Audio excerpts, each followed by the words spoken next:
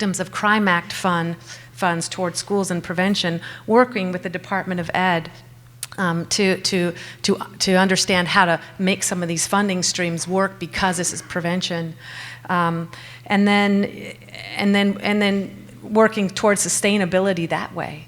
Having partners that are at the policy level that really understand the importance of involving schools in prevention and the large reach that schools have, and then the payoff for all of these other departments that should be involved in prevention. And just in Pennsylvania, we devote an enormous amount of money to home visiting and other types of prevention. And it wouldn't be a far-reaching argument to integrate this kind of prevention in those circles as well. So there are resources. It's a matter of convincing the people who hold those purse strings to understand that refocusing is going to be worth their trouble. Do I have one more person who wants to do one last question? One? You need to come to the microphone because we can't hear you otherwise. And then we'll take our break. Hi, everybody hear me okay? Better? I just have one quick question for anybody. David, I know you talked about basic modeling and the need to show the kids what positive development looks like. Has anyone up there thought about or looked at the data to use effective trained mentors, older kids, in implementing this?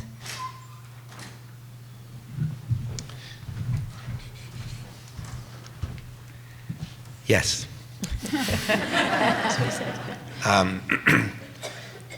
We encourage the grade 9 teachers to bring in the older kids as much as they reasonably can to demonstrate a lot of this.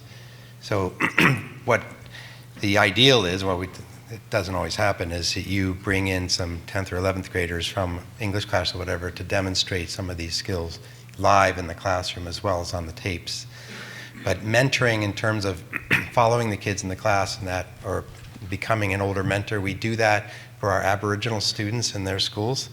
We have an Aboriginal mentoring program. It's been very successful because they have a very high dropout rate in high school, because they come off of our reserves in the 8th grade and they go into high school, and it's too foreign and too abusive. And so the mentoring program there, which is run by the 4th R, has been very successful, and there are publications on that as well. But it's part of the regular 4th R.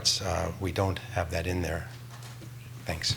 And I'll just extend that to the research that's done by some folks out there, including Hannah Schreier, one of our network faculty, showing the benefits of peer mentoring on the mentor, on the kid, the adolescent who's a mentor, even at the biomarker level. So exciting means to complement each other's research on how peer mentoring will work, and then the benefits on the mentor as well.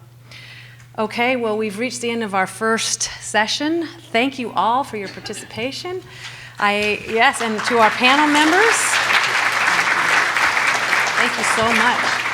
Very good. So we will reconvene at 1 o'clock here. There's lunch served out in the lobby there, and mingle, talk, get each other's information, and I think can make these slides available to everyone. Is that correct? And we will do that on our network website. It was great to learn more about diversity. I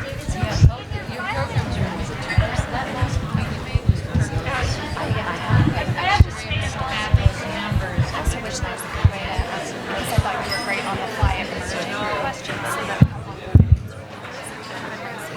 that's great. That's great. Hopefully we'll be submitting for television. It's just 1 year from my economist assistant. Here.